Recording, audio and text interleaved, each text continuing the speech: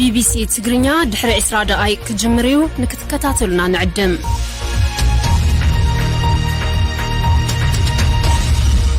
kun sagantaa BBC afaan Oromooti ni waliin tura.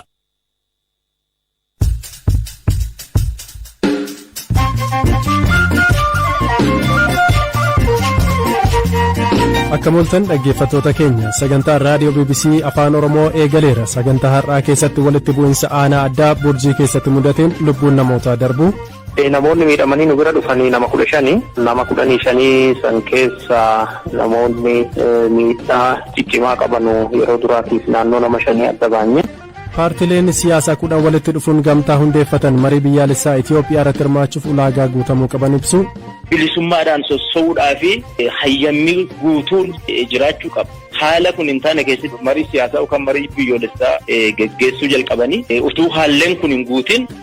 Akkasumas walitti bu'insa humna addaa Benishaangulii fi hidhattoota gidduutti uumame lubbuu bulchaa aanaa dabalatee namootni kaanis ajjeefamuu qabannee jira. Kan isiniif dhiyeessu Zalaalam Taaddasaati. Kan jalqabaatiin baankiin biyyaalessaa Itoophiyaa daldalli kiriptookaarensii kan akka biitkoyin biyyattii keessatti beekamtii waan hin qabneef hojiirra ooluu hin qabu jedhe. Ibsi baankii biyyaalessaa kun karaa miidiyaalee biyya keessaa kan darbe yoo ta'u akeekkachiisa isaa kanaan kiriptookaarensii fayyadamuun daldala gaggeessuun seeraan ala waan ta'eef hawaasni gocha akkasiirraa of haa eeguu jedheera. Firaa'ol Balaayi.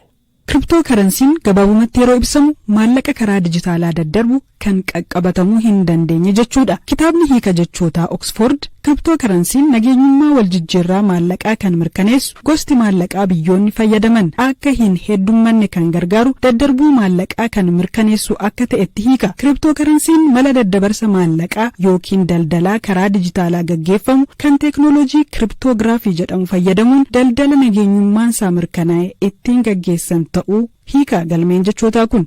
Yeroo ammaa gosti kiriptookaarensii hedduudha. Isaan keessaa biitkoyin, Ethereum, Cardano fi Diago Coin isaan akkaan beekamanidha. Baankiin biyyaalessaa Itoophiyaa har'a ibsa karaa Faana Broadcasting Corporate dabarseen yeroo ammaa Itoophiyaa keessatti namoonni daldala kiriptookaarensii kanneen akka biitkoyin fayyadamuun oomishaalee daldalaa akkasumas tajaajilaaf itti fayyadamaa jiraachuu eereera.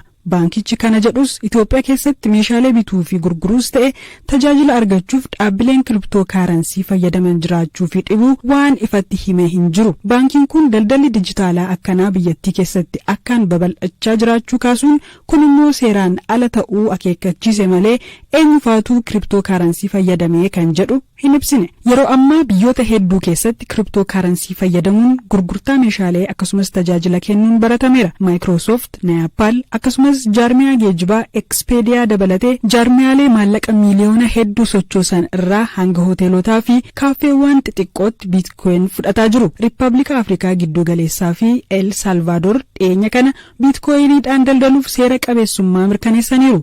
Kana jechuun biyyoota biroo keessattuu biyyoota lixaa biratti seeraan aladhaa jechuu miti. Biyyoonni akka Bolooviyaa, Chaayinaa, Iraanii fi Koolombiyaa garuu biitkoyin irratti dhorkaa kaa'aniiru yookiin ammoo seeraan ala jechuun labsaniiru.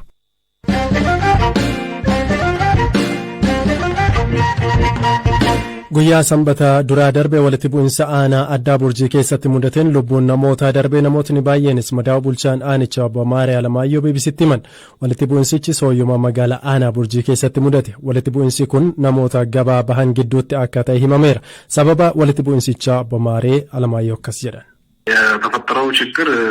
Rakkinichi kan saboota lamaanii hin turre hojii walitti bu'iinsa sabaa fakkeessuuf hojjetamedha. Guyyichi gaafa sanbata duraa guyyaa gabaati. Humnoonni nageenyaa Burjiis Oromoos hin barbaanne irra deddeebiin saboota lameen walitti buusuuf yaalaa turan. Qaamni kun guyyaa gabaarraa gaafa warri Gujii gabaa dhufan naannoo daangaatti qonnaan bultoota Burjii irratti haleellaa raawwataa ture. Sanbata darbe magaala keenya galuun qonnaan bulaa tokkorraa gara sa'a 6tti haleellaa raawwatan. Sa'a sanatti ammoo Gujii irraa namoonni baay'een gabaa dhufaniiru. Warri Gujii Burjii ajjeesan. Kanaaf warri Burjii ammoo warra Gujii haleelaa jechuun haleelaan namoota nagaarra gahe. Haleelaa kanaan lubbuun namoota 9 darbeera. በንጹሃን ላይ ደርሷል ማለት ነው። ጉዳትም የነፍስ Obbo Taakkalaa Utuuraa Keerroo diinii kolleejjii fayyaa yuunivarsiitii Bulee Horaati. Isaan ammoo namootni walitti bu'insichaan miidhaman 15 ta'an hospitaala isaaniitti yaalamuu BBCtti himaniiru. Namoonni miidhamanii nu bira dhufanii nama 15 nama 15 san keessa namoonni miidhaa ciccimaa qabanu yeroo duraatiif naannoo nama 5 adda baanye namoonni sanirraa hafan kun ammoo miidhaan isaanii fooyya'aa walirra fooyya'insa qabu jira isaan yaala barbaachisaa argatanii namoonni guyyaa duraa akkuma dhufaniin deebanii yeroo muraasaaf nu biratti adimiitti ta'anii bayan jiru namoonni immoo gara 8 ta'an iskiriin ta'anii waardii irratti adimiitti ta'aniiti haga guyyaa hadhaatti turani namoota 8 san keessa namoonni gara 4 ammallee fooyya'anii guyyaa har'aa nu bira gara manaatti deebanii yaala isaanii akka hordofanu ka madaan isaanii dhiqamuu qabu deddeebanii akka dhiqatan kun ammoo qoricha manatti fudhatan kennamee fi gara manaatti akka deebi'anu taasifamee jira akkasanirraa fi namoonni afranii jiru namoota afranii san keessa namoonni kriitikaaliin gara nama 3 ta'u tokkoon fooyyee argisiisaa jira namoonni 2 ammoo kriitikaalii fi ICU keessa waan jiranuuf amma ammoo isaan tajaajila wal'aansa olaanaa fi riifarii akka deemanu riifariin isaanii barraa'ee jira. Yoom ture kan isaanii gara hospitaala keessanii dhufan? Hospitaala keenya kasaan dhufan kalee malee hin gadda jechuudha. Hin gadda gaafa sanbata duraa. Guyyaa sanbata duraa galgala. Miidhaan isaanii miidhaa kan rasaasaa immoo meeshaa qara qabu kan biraatiin kan miidhamanidha akka argitanitti. Lakkaa'in rasaasaa aduun ta'in meeshaa qara qabu kan biraa fakkaata. Madaalli qaqqabanii baay'inaan gara mataa kanarraa gara gurraa funnaarraa kallacha isaanii fuula isaanii kanarraa hedduun isaanii madaa akka qabanu mataan bakka baay'een buruqeeti hodhamanillee jirani waan akkasiiti akka rasaasaa aduun ta'in. Odeeffannoo ni qabdu tarii lakkoofsa nama du'ee hawaasa keessaati. Namoonni hawaasa keessaa namoonni du'ee akka jiruun kaasani namoonni kaasu lakkoofsi isaa garaagarummaa qaba daataa kiliirii. Namni waan garaagaraa kaasaa eeriyaa sanyii bilbilii akka dansaa waan hojjennee fi argachuun hin dandeenye reenjii nama 14 haga 16 namni ta'u meebii du'eera jedhameeti akkaataa salphii kallattii garaagaraatiin dubbatamaa jira. Ogeessa fayyaatiif akka dhaabbata fayyaa tokkotti namni nuti du'e jennu nama nu bira dhufee yookaan asitti buusaa mirkaneeffatee ogeessi fayyaa deessa dheetii isaa barreesse qabatamaan kan nu bira dhufee waan akkasii waan hin jirree fi nu biratti hin jiru garuu achitti waan akkanaatti kakka'aa jira. Tole namoonni miidhamanii isin bira dhufe sababa miidhama isaanii ni himu walitti bu'iinsatu uumamee ture miti? Walitti bu'iinsatu uumamee jedhanii isaanii achi gabayaa deemanii namni firrumaa gabayaa isaa gurguratu lolli kun ka'eeti miidhaa akkanaaf akka irra dhaqqabetti ka isaan kaasan jechuudha. Lolli kun ammoo exactly maalirraa akka ka'e namoonni amma miidhamanii waan kana nu ibsuu hin dandeenye isaan firrumaa lafti nagaya jedhanii firrumaa magaala bahaniiti kama horii gurgurataa namni gariin waanuma adda addaa gabayaa bitataa jiru lolli nu ka'e jedhanii. Oduu biraatiin Benishaangul Gumuz godina Kaamaashii aanaa Mishgaa jedhamutti roobii darbe dhukaasa humna addaa naannichaa fi hidhattoota gidduutti banameen namoonni lubbuun darbuun koomishiniin poolisii naannichaa beekse. Namoota dhukaasaa kanaan lubbuun isaanii darbe keessaa bulchaa aanaa fi abbaan qabeenya naannichaa akkasumas ilmi isaanii keessatti argamu jechuun koomishinii poolisii naannichaa Haaruun Umar mirkaneessaniiru. Haa ta'u malee humna addaa keessaa namni ajjeefame hin jiru jedhan. Waraanumatu ture. Namoota 19 ajjeefaman keessaa bulchaan aanaa akka carraa isaan bira tureef du'e. Dhukaasa akka tasaa baname ture. Dhukaasichas hidhattootatu humna addaa keenya irratti bane. Deebii kennameen hidhattoonni kunneen du'uu danda'aniiru. Namni abbaa qabeenyaa jedhame ammoo mana isaa keessaa meeshaa waraanaa 5tu argame. Kun abbaa qabeenyaa moo hidhataadha jedhama. Meeshaaleen hidhattoonni itti fayyadaman biraa baay'eenis mana isaa keessatti argamaniiru. Kanas iddoo biraatii fidaa tureera jechuudha. Kanaafis isumayyuu hidhataa jennee kan fudhanne ragaa qabatamaa ijaa qabnuuf. Mootummaa Benishaangul Gumuzii fi hidhattoota naannichaa sosochii Dimookiraasii Uummattoota Gumuz jedhamu gidduu kana dura araara buusuun waliigalteen mallatteeffamee ture. Bulchaan godinichaa obbo Abbaa Jigaataa fi lolli ammaa kun sababii maaliin akka ta'e qabatamaan waan beekamu akka hin jirre ibsuun korri hundaa'ee ni qorata jechuun BBC'tti himaniiru.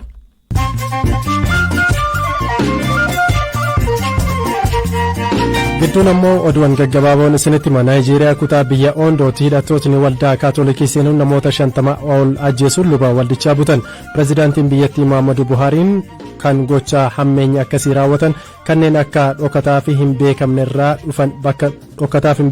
dhufan jechuun balaaleffatan. Warshaan konkolaataa Jarmanii Mercedes Benz rakkoo fireeniin konkolaatonni isaa miliyoona 1 akka deebifaman gaafate. Dhaabbatichi fireeniiwwan konkolaataa kunneenii danda'uun ol hubamuu waan malaniif abbootii qabeenyaa konkolaatichaa akka qunnamu himeera. Yuunaayitid Kingdom yeroo jalqabaatiif misaa'ila fageenya irratti dhukaafamuu danda'u kan M270 jedhamu Yuukreeniif kennuuf UK'n meeshaaleen ammayyaa rookeettii dhukaasuuf gargaaran kunneen yoom akka Yuukreenitti ergaman hin ibsine.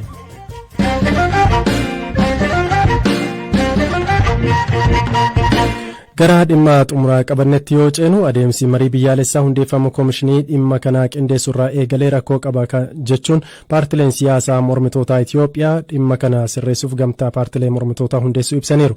Paartileen kunneen kurnan walitti dhufuun gamtaa kan hundeessan yoo ta'u adeemsi marii biyyaalessaa akkaataa hundeeffama koomishinii qindeessituu marichaa fi qaamolee hirmaachuu qaban irratti dogongora jiran akka sirrataniif dhiibbaa uumuuf ta'uu himaniiru. Paartilee kanneen keessatti KFO, ABO akkasumas adda bilisa baasaa uummattoota Ogaadenii fi Madiraka argamu.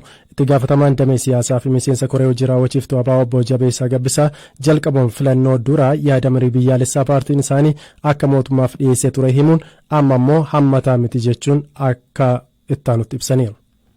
Mariin biyyaalessaa kun yookaan mariin siyaasaa kun hunda hammachuu qabaa. Dhiibbaa siyaasaarraa bilisa ta'uu qabaa. Iftoomina ka qabu ta'uu qabaa. Hogguu jennu ka paartileen siyaasaa biyya kana keessa jiran keessatti deeggarsa uummata bal'aa qaban baroota dheeraa qabsoo gaggeessuu keessatti beekaman ka hirmaachisu ta'uu qabaa. Lammeessu ammoo mariin siyaasaa kun yookaan mariin biyyoolessaa kun biyya kana keessatti nagaa waaraa fiduu akka danda'uu fi kanneen qabsoo hidhannoorra jiranis kan hirmaachisu ta'uu qaba. Haldureeleen maree biyyoolessaatiif barbaachisan dursa guutamuu qabu. Isaan keessaa hidhamtoota siyaasaa gadhiifamuu qabu. Lolli dhaabbachuu qaba. Kanneen kanaaf kan kana fakkaatu dhiyeessaa turre yaada keenya lafa gatuudhaan mootummaan akka isaaf mijatutti akeeka siyaasaa bakkaan guutuuf akka isa gargaarutti maree siyaasaa kana qopheessee itti fufee nuyi ejjennoo duraaniitiin mareen siyaasaa yookaan biyyoolessaa sirna addunyaa guutu ulaagaa jaarmaaleen siyaasaa lafa kaatan ka guutu gaggeeffamu akka qabu itti fufnee waltajjiilee adda addaa irratti dhiibbaa godhaa turre kanneen akka keenya ejjennoo wal fakkaataa qabnu marii siyaasaa kana itti fufanii komishina dhaabanii seera itti baasanii kanaaf nu itti fufnee ejjennoo keenyas jaarmaalee siyaasaa adda addaatti kaasuudhaan jaarmaaleen siyaasaas ejjennoo wal fakkaatan waliin qabaachuu isaanii agarree amma isaan kanatu walitti dhufee caucus of opposition parties ijaarree jechuudha. Kanaaf waan haaraadha jechuudha waan isin ijaartan kun. Jaarmaaleen siyaasaa kun hundi isaanii warra seeraan galmaa'ee jirudha. Isaan kun akka keenya dhibbeen siyaasaa dinagdee hawaasummaa biyya kana keessatti hundee gadi fageeffatee baroota dheeraadhaaf dhibbee rakkoo biyya kana keessatti ture furuudhaaf mariin siyaasaa yookaan mariin biyyoolessaa kun murteessaadha. Mariin siyaasaa yookaan biyyoolessaa kun ammoo furmaata waaraa nagaa waaraa argamsiisuu ka danda'u yoo ulaagaa addunyaatii fi ulaagaa jaarmaaleen siyaasaa barbaadan yoo guute qofa ka jedhu irratti kanneen ejjennoo tokko qabnu jechuudha.